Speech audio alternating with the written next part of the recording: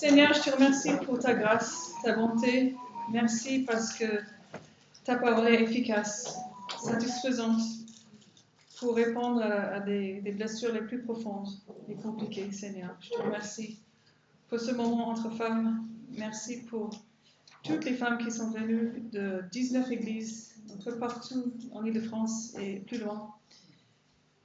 Merci pour ce temps et merci de nous instruire et de garder notre attention et de vraiment nous aider à apprendre de toi et surtout à le mettre en pratique avec ton aide. Au nom de Jésus, Amen. Amen. Ok, là on va regarder un passage en Ésaïe 61 intitulé « Espoir et liberté pour les opprimés ». J'aimerais, à la fin de ce message, que vous soyez en mesure d'énoncer deux façons, au moins, dont Dieu exprime l'espoir d'une transformation et d'une guérison pour les opprimés en Ésaïe 61 et dans votre vie. Et deuxièmement, j'aimerais que vous aurez le choix entre plusieurs mesures concrètes pour vous aider à répondre à Dieu dans votre souffrance. Il y a quelques années, j'ai eu l'occasion de visiter la ville médiévale de Sisteron, dans le sud de la France. Vous connaissez peut-être? J'adore l'histoire et cette ville m'a émerveillée. Et puisque j'aime bien l'histoire, j'ai compris que plus que j'ai étudié l'Ancien Testament, plus que j'ai appris à apprécier sa pertinence dans ma vie aujourd'hui.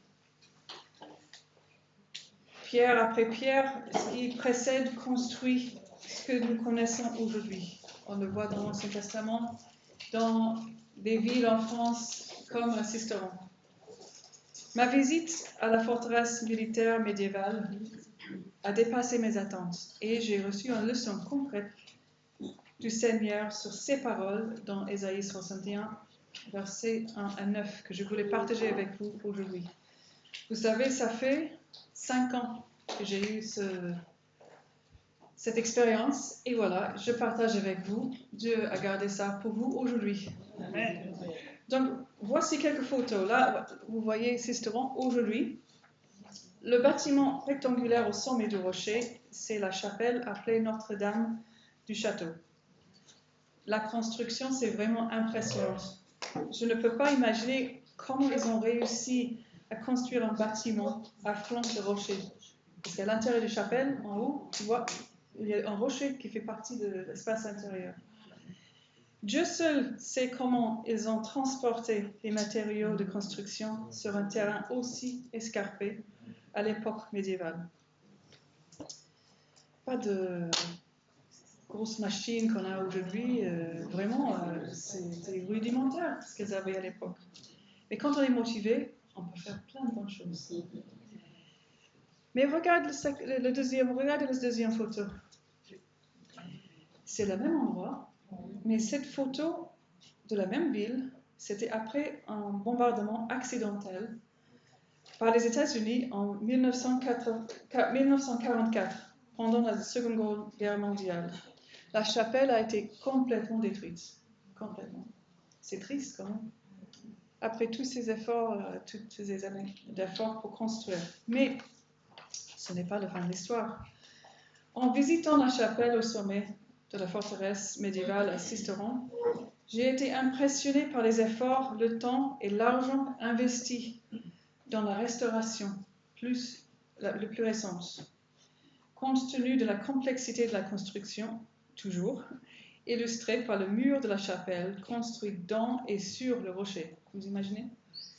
Cela m'a rappelé de ce passage en Ésaïe 61. Et j'ai senti que le Seigneur m'imprimait dans le cœur que son amour, sa sollicitude et sa provision pour ses enfants sont infiniment plus grands que nos misères. Dans cette vie sur terre aujourd'hui et ils vont durer pour l'éternité. Je voudrais développer et partager cette idée avec vous cet après-midi. Donc, ces 9 premiers versets d'Ésaïe 61 montrent la gloire et la compassion d'un Dieu trinitaire et suscite une réponse de gratitude et d'espoir dans nos circonstances de traumatisme et de souffrance, et surtout dans l'histoire rédemptrice de Dieu. Vous savez maintenant que j'accompagne les femmes en relation d'aide et elles sont comme cette chapelle ruinée, endommagée de Sisteron. Leurs murs se sont effondrés, leurs fondations sont gravement endommagées. Elles ne peuvent plus fonctionner normalement.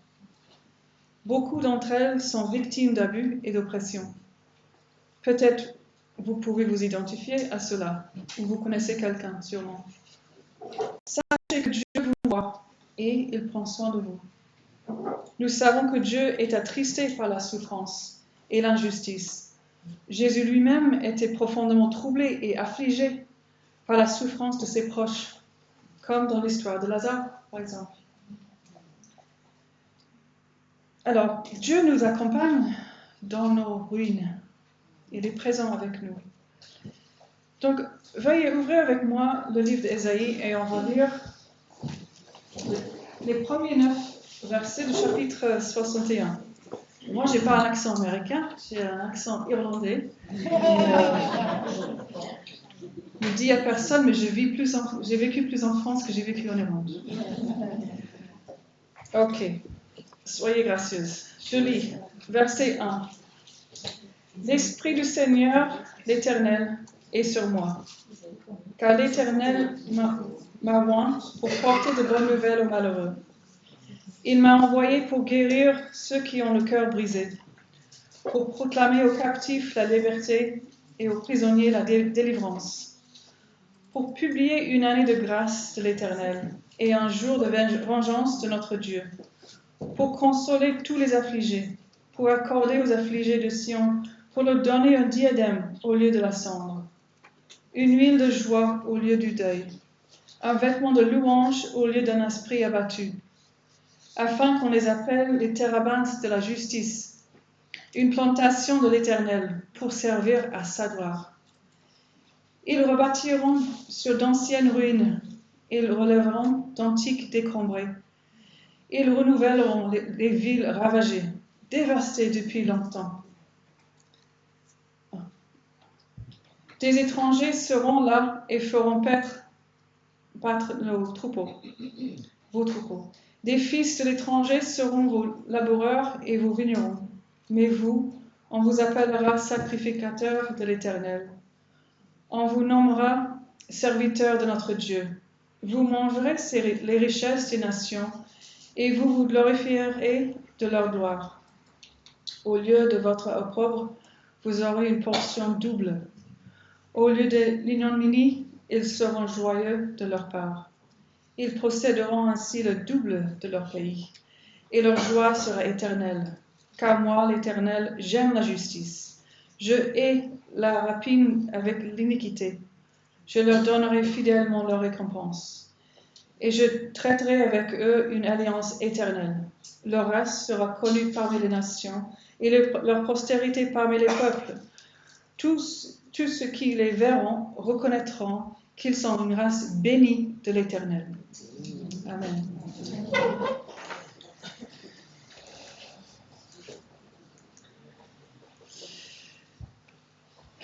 Donc, ce passage est au cœur des promesses rédemptrices de Dieu à son peuple de l'Alliance. C'est un message adressé à ceux qui souffrent réellement, à ceux qui ont des vraies blessures, de vrais péchés, de vrais échecs et de vrais traumatismes. Et pourtant, c'est aussi un message d'espoir. Non pas un espoir doux ou sentimental, mais un espoir solide, comme le rocher, enraciné dans l'œuvre salvatrice du Messie. En lisant les versets 1 à 9, on a vu, il y a une image qu'on doit faire attention à. Écoutez le thème aussi qui sort du texte qui touche le cœur. Donc, il y a une profonde souffrance qui est mentionnée dans le texte. Et ce passage s'inscrit dans l'histoire du salut par la référence à la Trinité en verset 1. C'est très intéressant. Verset 1 mentionne la Trinité. À la lumière du Nouveau Testament, nous pouvons et devons lire ces paroles de verset 1 en Ésaïe 61 comme celles de Jésus. Tout comme Philippe a conduit merci, à la personne et à l'enseignement de Jésus à partir de Ésaïe 53, rapporté dans Actes 8, 34 et 35, nous devons lire Ésaïe 61, verset 1 comme cela. Je lis. Le Saint-Esprit est sur le Fils, car le Père a oint le Fils pour apporter la bonne nouvelle aux pauvres. Le Père a envoyé le Fils pour panser les cœurs brisés, pour proclamer la liberté aux captifs, à l'ouverture de la prison, à ceux qui sont liés, pour proclamer l'année de la faveur du Seigneur. C'est merveilleux, les richesses de la parole. On passe à côté, mais quand on prend le temps pour creuser la parole, vraiment apprendre, c'est fascinant, étudier la parole. Et de voir la Trinité, la présence de Père, Fils et Saint-Esprit, même dans l'Ancien Testament. Cet après-midi, nous nous concentrerons sur ce 4e verset, qui parle de la restauration des ruines, comme sur la 2e photo de la chapelle bombardée dans la ville de Sisteron. Mais avant d'aborder les ruines, remplaçons brièvement ce passage dans son contexte, comme Meg a partagé l'importance du contexte biblique des passages. Donc, Ésaïe 61 fait partie de la dernière section du livre en Ésaïe, qui met l'accent sur l'espoir futur du peuple de l'Alliance de Dieu, après une longue période de jugement et d'exil, des vraies souffrances, pendant longtemps, des années et des années. Voici quelques notes herméneutiques clés à noter. Donc, il y en a 4. D'abord, l'orateur est le serviteur du Seigneur. C'est lui qui parle dans ce passage. Le Messie lui-même. Ce qui est confirmé dans Luc 4, quand Jésus a démarré son ministère public, il a choisi de citer quel verset? Ésaïe 61, versets 1 et 2, dans la synagogue. Donc ça veut dire que ce sont des paroles importantes. Jésus, il est déclaré, aujourd'hui, cette écriture est accomplie. Deuxième chose à noter, c'est l'auditoire et Israël, l'audience et Israël, brisé et dévasté par son propre péché et par les conséquences que Dieu a infligées par l'exil.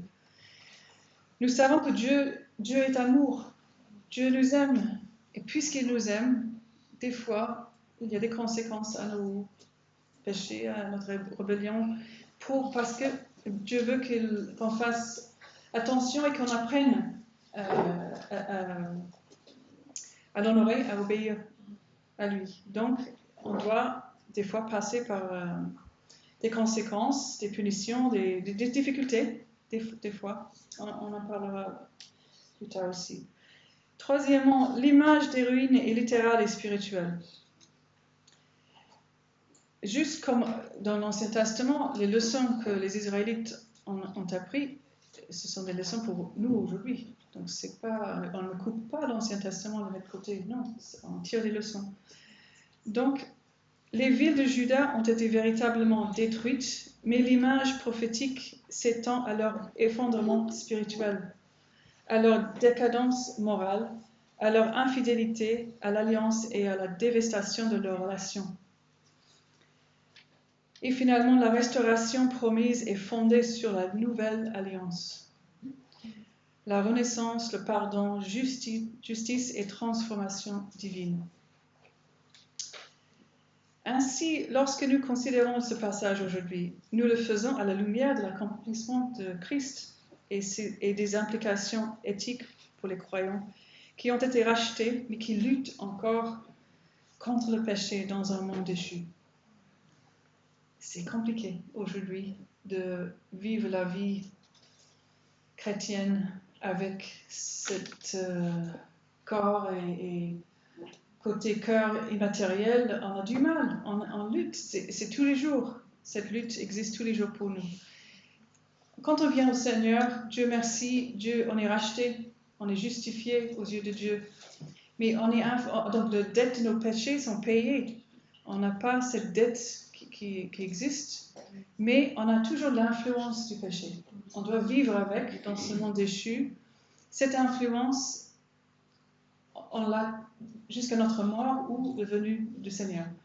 Donc, c'est là où les problèmes arrivent, on a du mal à vivre notre foi, surtout quand les traumatismes sont intenses et pendant longtemps. Et c'est ça que je vois souvent dans la vie des femmes qui viennent me voir pour demander de l'aide. Donc, c'est là cette souffrance aussi. Donc, mais on le garde toujours à la lumière de la parole et l'évangile. Donc, je vous dis aujourd'hui, les ruines sont réelles, même à l'époque de l'Ancien Testament, même à Sisteron, même aujourd'hui dans nos vies. On ne va pas les cacher ou les nier. Elles sont réelles, les ruines. La souffrance est réelle aussi.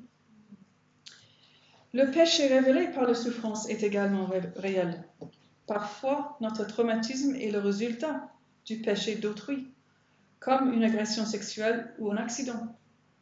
Et parfois, notre souffrance est la conséquence de nos actions pécheresses, comme l'avortement ou l'adultère. Quel que soit, et c'est ça la bonne nouvelle, et j'espère que vous allez retenir cela, quelle que soit l'origine du traumatisme, l'œuvre de restauration du Christ est réelle dans toute souffrance. Amen. Gloire à lui parce que cet espoir existe pour nous tous, malgré nos passés. Donc, maintenant, imaginez les ruines en haut de la Sisteron, dans cette chapelle bombardée. On va essayer d'imaginer quand on est là. Imaginez que vous entrez dans la ville médiévale et la chapelle, qui était autrefois pleine de vie, comme sur la première photo. Puis imaginez que vous voyez les vestiges de la chapelle, autrefois lieu de vie communautaire, les débris d'une maison, un mur effondré qui était dans le passé solide, et des pierres partout le sol où les enfants jouaient avant. Il y a des preuves que la vie était présente ici, mais cette vie a disparu. Beaucoup d'entre vous savent que cela fait non pas physiquement, mais spirituellement, émotionnellement, moralement, relationnellement. Ça impacte toute la personne, côté physique et côté immatériel, le cœur. Votre cœur sait ce que l'on ressent face à des ruines. Il y a des endroits dans votre vie où la dévastation a eu lieu, peut-être. Par exemple, la confiance s'est effondrée. Des habitudes d'obéissance à Dieu qui se sont effondrées. Des habitudes pieuses tombées en abandon. Parce que la vie, c'est tellement difficile, même impossible, sans le Seigneur. Peut-être il y avait des relations brisées par le péché, ou l'espoir qui semble enseveli sous les décombres.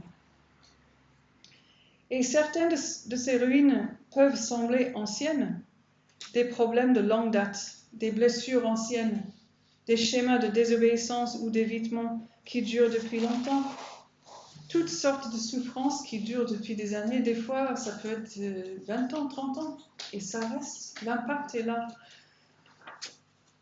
Ésaïe nous dit, Dieu ne fait pas semblant que les ruines n'existent pas, heureusement. Dieu leur parle, il y fait entrer son Messie. Mais qu'est-ce que les ruines révèlent? C'est là que les Écritures nous amènent plus loin. Les ruines ne montrent pas seulement ce qui a été endommagé. Les ruines révèlent ce qui était faible. On le voit quand il y a un tremblement de terre quelque part, c'est les maisons qui étaient mal construites qui tombent en premier. Mais elles peuvent sembler solides, mais avec assez de force, elles tombent. Excuse-moi. Lorsque Dieu a laissé Jérusalem tomber, cela a mis en évidence leur idolâtrie, leur désobéissance à Dieu, leur confiance mal placée, leur complaisance spirituelle, leur rébellion. De la même manière, les souffrances que vous endurez dans votre vie révèlent souvent ce Vous ne voulez pas voir peut-être, c'est difficile. Je ne parle pas ici de rejeter la faute sur les victimes, mais plutôt de clarté spirituelle. Comme j'ai dit tout au début ce matin, on n'est pas là pour juger les autres. Chaque chemin est individuel et unique. Et on va répondre différemment à des traumatismes, des souffrances. L'important, c'est de garder nos yeux fixés sur le Seigneur, compatir avec les autres, aider les autres si possible, mais il faut surtout éviter les comparaisons. Donc, la souffrance révèle en nous, les femmes, où la foi était faible, où les idoles étaient cachées, où le péché avait pris racine dans l'ombre, où peut-être les habitudes de justice avaient été négligées, ou là où l'autonomie avait remplacé la confiance en Dieu. On peut peut-être s'identifier avec plusieurs de ces choses-là, mais Dieu permet des souffrances et des difficultés pour nous purifier, pour nous façonner. Là, le dernier qui m'a parlé, parce que moi je suis une femme irlandaise assez indépendante, j'aime bien être autonome et autosuffisante, mais c'est un piège énorme. Comment j'avais besoin d'être brisée par le Seigneur pour vraiment casser mon orgueil, m'aider à comprendre ce que Dieu attend de moi. C'était dur et ça a duré longtemps, à des différentes périodes de ma vie. Et je peux vous dire aujourd'hui, ça fait 31 ans que je suis au Seigneur, avec le Seigneur, et ça vaut la peine de passer par les épreuves. Vraiment. Et surtout, il y a 5 ans, notre famille était secouée par une crise assez importante. Et je peux vous dire et témoigner aujourd'hui de la fidélité de Dieu. Et comme ma fille a témoigné à son baptême après, Dieu a fait l'impossible. Et il est capable. Il est capable. C'est surtout nous qui manquons des fois de confiance en lui. Et on veut essayer de gérer les choses nous-mêmes. Vous voyez, la souffrance n'est jamais aléatoire dans la providence de Dieu. La souffrance, elle a un but. Elle est diagnostique. Elle révèle le cœur. Et d'un point de vue biblique, nous comprenons que Dieu expose ce qui doit être corrigé. Moi, je suis kiné de formation. J'ai fait une formation spécifiquement pour aider les personnes avec les plaies infectées, assez horribles. Et je peux vous dire qu'il faut mieux bien nettoyer, même couper pour nettoyer, et enlever la chair morte, pour bien nettoyer, au lieu de juste couvrir la surface pour donner semblance que tout va bien. Il faut mieux opérer même pour enlever ce qui pue et ce qui est terrible, morte à l'intérieur, pour nettoyer, pour que ça puisse guérir correctement. Donc, les souffrances servent à ça. Ça révèle notre cœur, mais pour notre bien, pour que Dieu puisse nous aider à comprendre qu'est-ce qui ne va pas et est-ce que lui, il est prêt à nous aider à changer.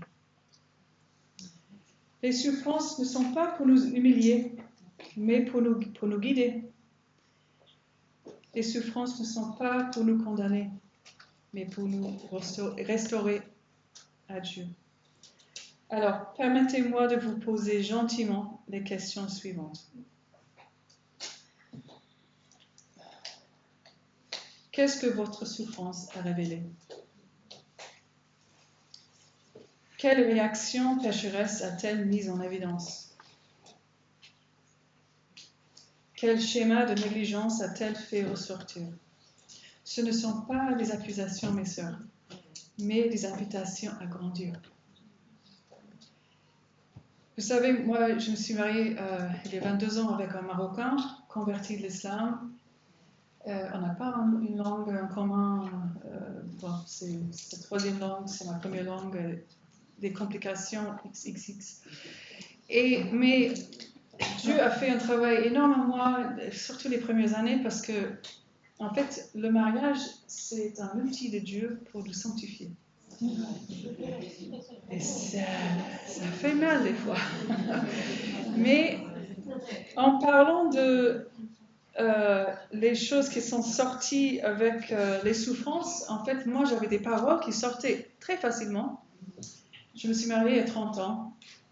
J'avais mes habitudes, mes valeurs, mes trucs, mais d'être heurtée avec un mari en plus veuf avec 2 enfants, donc c'était assez intense la transition, mais voulu par Dieu. J'avais pas de doute du tout. Dieu merci pour cela.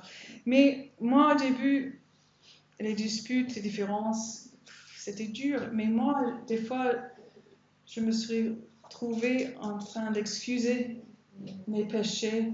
Je me suis dit, puisque lui a commencé, je me lance. Je réponds aussi avec colère, tu vois. C'est des fausses habitudes, des mauvaises habitudes, des fausses idées, des mauvaises habitudes. Des fois, on ne réalise pas comment nous sommes, comment nous réagissons à des tensions, des disputes, des personnes difficiles. Voilà. Mais c'est important. Le premier pas, c'est d'être clair, d'avoir compris nos comportements pécheurs. C'est important. Et de regarder d'abord à nous. C'est très facile de regarder la faute de nos personnes. C'est même trop facile. Mais Dieu nous appelle à reconstruire. Reconstruire tout, en fait. Nos pensées, nos désirs, nos valeurs, nos priorités. Et le verset 4 souligne cela. Donc le verset 4, ils rebâtiront sur d'anciennes ruines, ils relèveront d'antiques décombres, ils renouvelleront des villes ravagées, dévastées depuis longtemps. Là, les mots-clés, ils construiront, ils relèveront, ils répareront. Ce sont des verbes, des mots d'action. La restauration n'est pas passive. Elle ne se produit pas par hasard. Combien de femmes j'ai rencontrées qui sont assez passives dans leur chemin avec le Seigneur, et des fois j'ai envie de les secouer et ça, c'est vraiment, Dieu demande une participation de notre part, d'être engagé, de prendre position avec lui, comme les soldats. Voilà, donc on a l'habitude, avec l'influence du monde aussi, de chercher le confort, parce qu'on le mérite. Donc, faisons attention. Donc, la restauration n'est pas passive, elle ne se produit pas par hasard, elle ne vient pas simplement avec le temps ou en évitant la douleur. Par exemple, les personnes qui nous gênent, on les évite. Certaines personnes, dans le domaine de suivi personnel, vont vous dire, vous n'aimez pas votre conjoint, vous le quittez. Vous n'aimez pas votre travail, changez de travail. Pour eux, c'est ça la solution. Pour Dieu, il a un autre plan. Donc, Dieu appelle son peuple à ramasser des pierres. Dieu nous appelle, mes sœurs, à reconstruire les ruines par une obéissance active. C'est un engagement. Ça demande de l'effort aussi. Alors, à quoi ressemble la reconstruction dans les Écritures? On a plusieurs exemples. La repentance, Proverbe 28, 13. On n'aime pas trop le mot repentance aujourd'hui. Il y a même des églises qui ont banni ce mot. Et c'est triste. Par exemple, Proverbe 28, 13 dit « Celui qui cache ses transgressions ne prospère point, mais celui qui les avoue et les délaisse obtient miséricorde. » Deuxièmement, la confession fait partie de reconstruire. 1 Jean 1, 9. Aussi que le renouvellement de l'esprit par les Écritures, Romains 12, 2. Par l'intelligence, surtout par la parole. Jean 17, 17 dit la sanctification, la purification vient par la parole. Si on n'est pas dedans, si notre intelligence n'est pas saturée par la parole, mais comment on peut grandir dans la foi? On aura peut-être des comportements extérieurs qui donnent semblance à une vie chrétienne, mais on est vide de l'intérieur. Donc, la reconstruction aussi, c'est le retour à la discipline spirituelle. Oui, discipline, c'est pas trop populaire comme mot non plus. Colossiens 3, 16. Restaurer les relations selon les Écritures. Matthieu 18. Comme j'ai dit avant, la tendance c'est de juste éviter ces personnes ou changer d'église ou voilà. On n'ose pas même confronter avec amour, comme la Bible décrit, pour gérer les problèmes, les conflits dans l'église. La reconstruction aussi, c'est rétablir l'obéissance là où régnait autrefois la désobéissance. Jacques 1, 22. C'est carrément un changement radical. Et c'est que faisable avec l'aide de Dieu.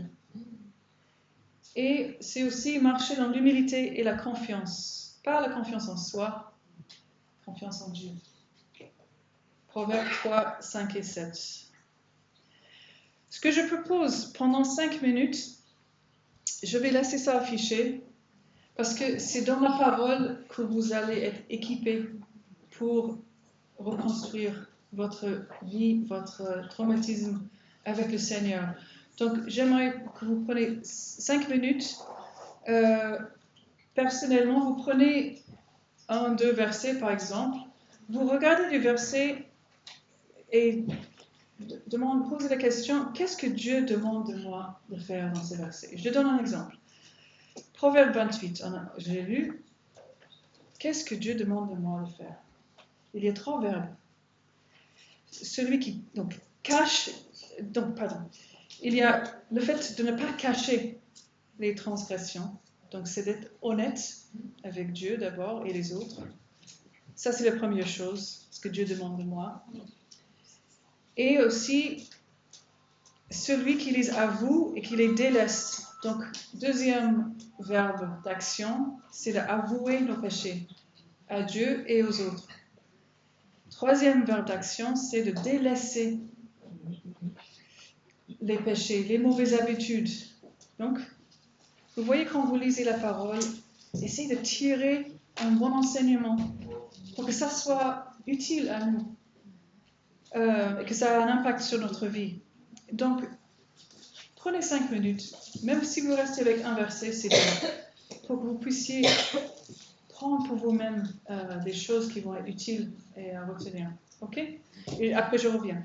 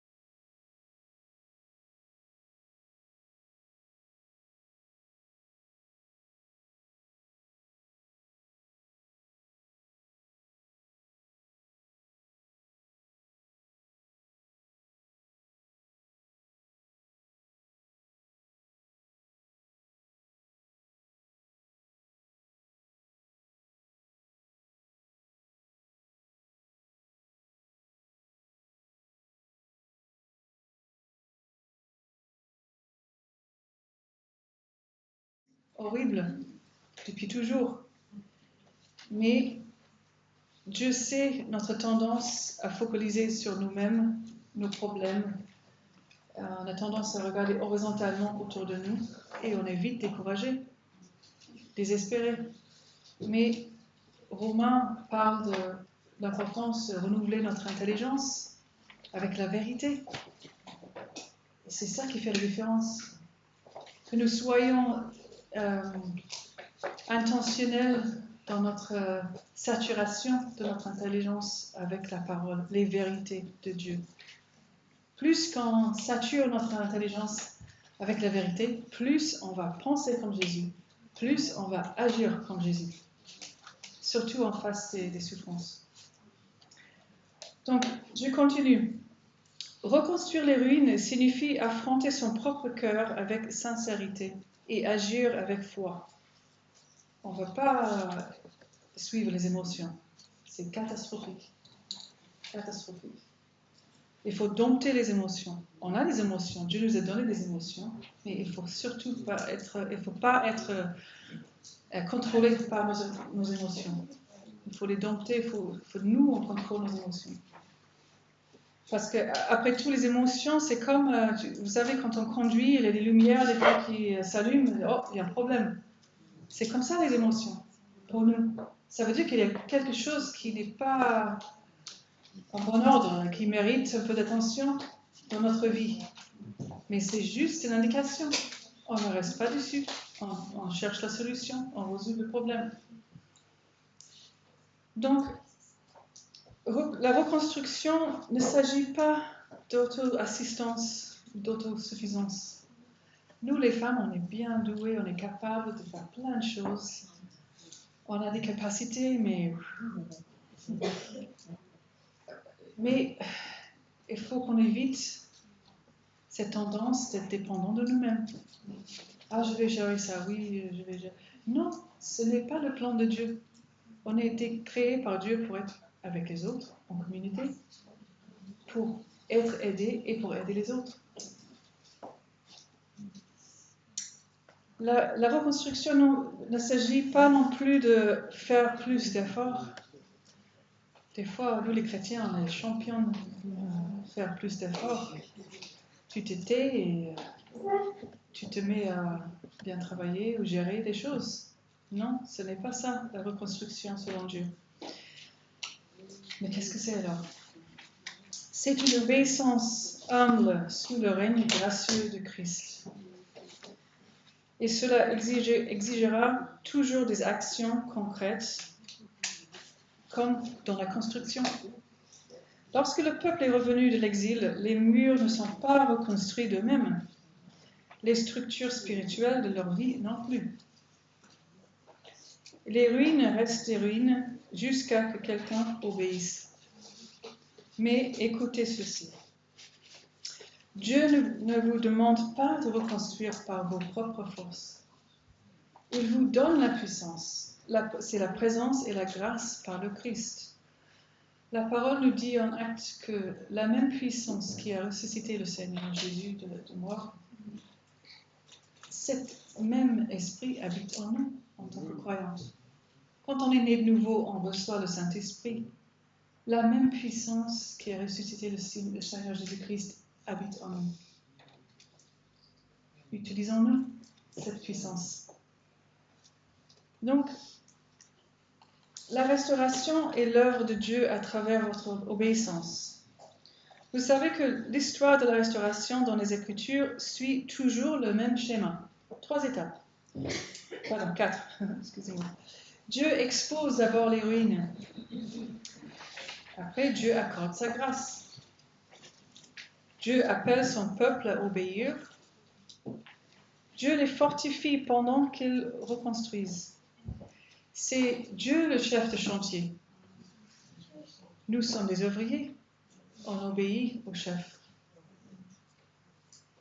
Donc, mais l'exposition des ruines, c'est nécessaire, important, pas toujours agréable. Mais il y a la grâce de Dieu présente. Et on est appelé à obéir. Et l'obéissance, ça surmonte les émotions. Des fois, quand on focalise ou on laisse nos émotions guider nos décisions, on n'obéit pas parce que cette idée, encore qui vient du monde, dit que suive tes émotions, fais ce que tu veux. Voilà. Non, ce n'est pas une idée biblique. Vous ne construirez pas seul. Le Christ qui accomplit Ésaïe 61 est avec vous. Il pense les cœurs brisés, il libère les captifs, il console ceux qui pleurent et ensuite il les conduit vers la reconstruction. C'est vous qui fournissez l'obéissance. Lui, il fournit la force. Vous apportez votre bonne volonté. Lui, il apporte sa puissance. C'est un travail en équipe. Quel privilège. Donc, quel espoir dans la restauration? Donc, la restauration dont Ésaïe parle, c'est une restauration complète. Les ruines seront reconstruites. Les parties brisées de votre vie peuvent renaître, non pas grâce à vous, mais grâce au Christ. Les ravages seront réparés. Les schémas qui vous ont autrefois détruits peuvent être remplacés par la justice de Dieu. Les ruines de nombreuses générations peuvent être réparées. Certains d'entre vous ont hérité des schémas de péché, des habitudes de péché ou de rupture, et Ésaïe dit que le Christ peut les briser. Attention, je ne parle pas ici de la vision déformée des malédictions générationnelles qui est populaire aujourd'hui. Je ne parle pas de ça. Ce n'est pas une idée biblique non plus. On ne peut pas soutenir cette idée de malédiction qui passe de génération en génération. Je parle des mauvaises habitudes que nous pratiquons parce que c'est que nous avons appris dans notre famille, notre éducation, notre culture peut-être. Donc il s'agit par exemple de la peur. Dans certaines cultures, il y a des choses, par exemple la peur, les mauvaises habitudes dont je parle. La peur, la méfiance, une culture qui valorise par exemple l'autonomie, d'autres qui la paresse, ça fait partie de la vie normale. Donc, tu vois, il y a des choses qui font partie de notre arrière-plan, notre vécu. Ces mauvaises habitudes peuvent être bannies et remplacées par de bonnes habitudes pieuses avec de la persévérance et l'aide du Seigneur. Éphésiens 4 nous montre comment le faire. Votre témoignage, mes sœurs, devient ou peut devenir un témoignage de la miséricorde de Dieu. Le verset 3 de Ésaïe 61 dit que le peuple de Dieu devient des chaînes de justice. Vos ruines restaurées seront un jour des monuments de sa grâce. Ce n'est pas un vœu pieux, c'est le modèle rédempteur des Écritures. Dieu reconstruit ce que le péché détruit. Dieu restaure ce que la souffrance dévoile. Dieu révèle ce qui gisait autrefois dans la poussière. Alors, on arrive à un appel pour votre réponse. Dieu n'est jamais vague dans sa restauration. Il appelle son peuple à une obéissance spécifique. Je vous demande donc sincèrement et avec amour quelques questions. Je vais les projeter. On peut les mettre à disponibilité. Pour le moment, on va juste les lire parce qu'on n'aura pas le temps de les méditer. Mais je les lis. Où se trouvent les ruines dans votre vie? Où voyez-vous l'effondrement?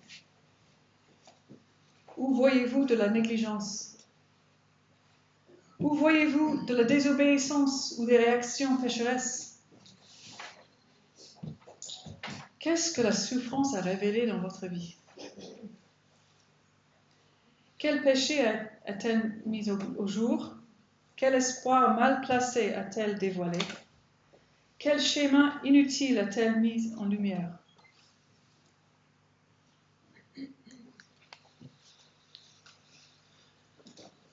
Que devez-vous reconstruire? Quel acte de repentance? Quelle habitude de justice? quelle relation, quelle discipline spirituelle, quelle obéissance. Là, c'est un travail de méditation que je vous encourage à faire avec le Seigneur, parce que ça va être différent pour chacune d'entre vous, entre nous. C'est ça le privilège et la spécialité de notre relation avec le Seigneur, c'est que Dieu nous connaît. Il a une relation avec nous, pas avec ma voisine, c'est pas la même que moi. Donc, c'est un travail à faire en priant, en cherchant la volonté de Dieu pour des réponses à ces questions. Mais maintenant, on a quelques questions à réfléchir maintenant. Et je vais vous donner quelques minutes pour un travail individuel cette fois-ci. Ces deux questions sont: quelle partie de ma vie Dieu m'appelle-t-il à reconstruire intentionnellement selon les Écritures? C'est notre prière ici à l'église de Ris, les femmes qui prient pour vous pendant des mois. C'est notre prière que aujourd'hui sera une lumière sur votre vie pour que vous puissiez creuser encore plus avec le Seigneur, avec votre passé, votre vécu, vos difficultés, vos souffrances.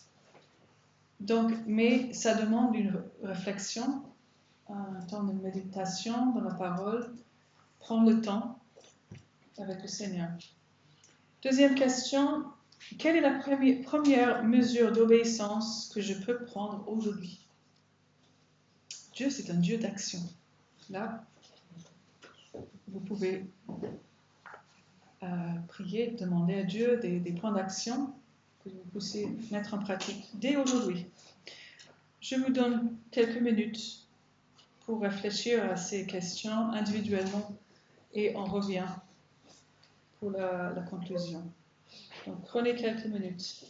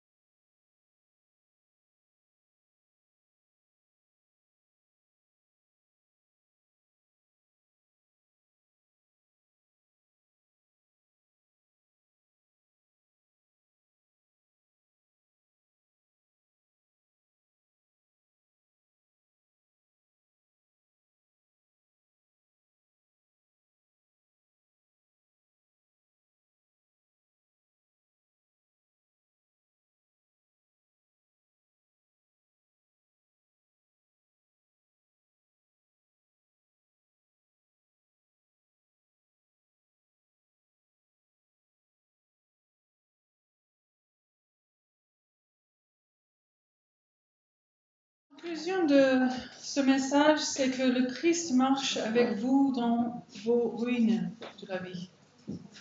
Ésaïe 61 s'accomplit en Jésus-Christ. Voilà la bonne nouvelle. Jésus n'est pas un observateur distant de vos ruines. Il est le Rédempteur qui y est. Jésus ne vous laisse pas dans la désolation. Il vous conduit vers la restauration. Il n'expose pas le péché pour vous humilier, mais pour vous transformer. Vos ruines ne sont pas une fin en soi, car Christ est celui qui restaure, qui construit, qui révèle les yeux dévastés. Alors levez les yeux des décombres. Christ vous appelle à reconstruire et il marche à vos côtés à chaque pas. Mes sœurs, que votre vie devienne un témoignage que le Dieu qu'il a restauré d'Israël, restaure également son peuple aujourd'hui.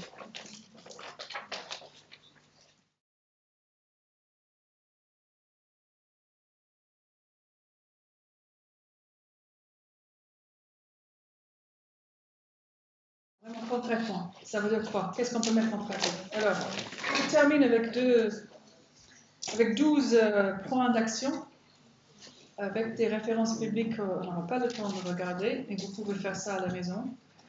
Donc, pratiquement, et j'ai utilisé expressivement tu. Là, je parle au individuel, mes sœurs en Christ. D'abord, concrètement, comment répondre à Dieu dans la souffrance? Que puis-je faire? D'abord, reconnais son nom, médite ses hauts faits, loue-le, réjouis-toi de ton salut. Il y a beaucoup de psaumes qui parlent de ces principes-là de louange, d'adoration.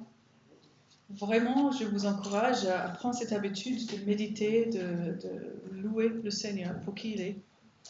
Même si on ne le sent pas, voilà, il ne faut vraiment par obéissance, loue le Seigneur. Même la parole le dit en toutes circonstances. Deuxièmement, demande-lui de te fortifier selon sa parole. On a des idées peut-être qu'on pense être fortifié, mais demande à Dieu de vous montrer les meilleures manières de faire. Psaume 19, verset 28, par exemple, ou Matthieu 4, qui parle du pain de vie. C'est vraiment la parole de Dieu qui est le pain de la vie, qui nous nourrit. Troisièmement, reste calme devant le Seigneur. Comment c'est difficile de rester calme aujourd'hui. Surtout nous, les femmes, les mamans. C'est compliqué. Il y a toujours des choses à faire. Ça ne finit jamais. Mais c'est très important de prioriser un temps calme quotidiennement avec le Seigneur. Pour prier, pour écouter, pour juste rester calme et trouver un calme dans notre intérieur. Peut-être il faut évaluer notre usage des réseaux sociaux. Il y a sûrement des choses qu'on arrive à faire qui prennent du temps, qu'on peut réduire pour donner la priorité à Dieu. 4. Appelle-le, crie vers lui. Là, je l'ai mis en exprès séparé de prier. Parce que là, dans la souffrance, les traumatismes, là, je vous encourage de supplier Dieu, de crier vers lui. Parce que les souffrances, les blessures sont tellement présentes, douloureuses, difficiles, lourdes. Vraiment, prenons l'exemple des psaumes encore, les cris vers le Seigneur. Mais pourquoi? Tu vois, il y a des leçons qu'on peut tirer du psaume. Voilà, j'ai noté les psaumes à regarder. 5. Remets-lui tous tes soucis et toutes tes inquiétudes. Il semble simple, mais c'est difficile. C'est une question de confiance. Donc, peut-être ça vous aidera de noter à l'écrit vos sujets d'inquiétude, de soucis, ou à haute voix, ou je ne sais pas. Trouvez le moyen qui vous aide à faire cela. 6. Remets ton chemin entre les mains du Seigneur, en fixant tes yeux sur Jésus. cette idée de saturer notre intelligence, saturer nos pensées.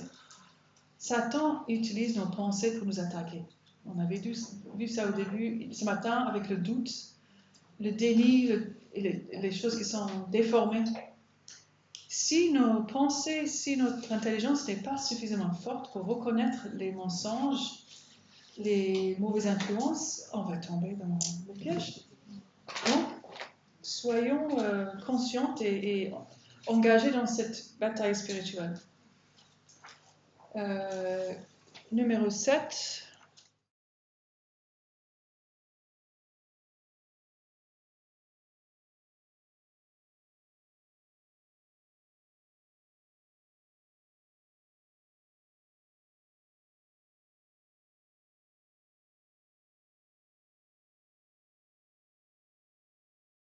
Nous-mêmes, de nos propres idées.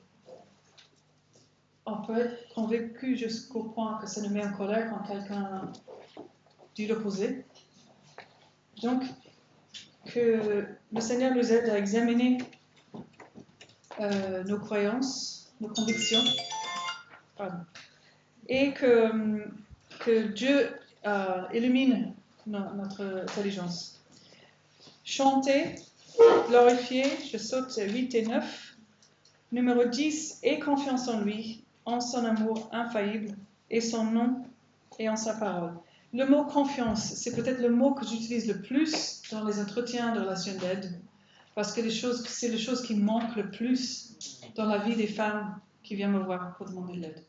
Parce qu'elles font en généralement confiance à elles-mêmes et leur façon de comprendre les choses et leur situation, et confiance en Dieu. Puisqu'elles étaient blessées, peut-être trahies, maltraitées, c'est une réaction de se méfier des autres, y compris Dieu. Mais on doit faire attention et intentionnellement chercher à faire confiance à Dieu. 11. Réfugie-toi en lui. Et 12. Attends-le patiemment et avec espoir. C'est difficile, mais c'est important d'attendre, de ne pas être pressé à avoir des réponses ou des attentes. Et c'est là où Dieu nous parle, Dieu nous forme, Dieu nous aide dans ces moments d'attente, de patience. Donc, je vais vite juste présenter une activité que j'allais faire à la fin, on n'a pas de temps, mais je explique. On avait mis une carte dans votre pochette avec 3 mots dessus. Gratitude, confession et adoration. J'aurais aimé avoir un peu de temps pour que vous puissiez réfléchir et commencer à noter des mots, des versets, voilà, parce que Dieu nous parle à travers sa parole. Donc c'est bien de noter. Vous savez, dans l'Ancien Testament, souvent les Israélites prenaient le temps, parce que Dieu leur a dit d'arrêter, de faire un autel pour se souvenir de l'action de Dieu dans leur vie, des promesses, des choses, des réponses à des prières. Pour nous, c'est important de prendre le temps régulièrement de louer le Seigneur pour son œuvre dans notre vie. Mais on commence avec la gratitude, après la confession. Et là, on est libre pour l'adorer. Donc j'espère que vous pouvez continuer à réfléchir sur ces 3 mots pour le reste de l'après-midi, mais surtout pour demain et après. C'est un bon pratique, même pour démarrer un temps individuel avec le Seigneur. Donc, maintenant, dans le planning, on va... Oui. Donc, on a une invitée aujourd'hui qui va donner son témoignage. Donc,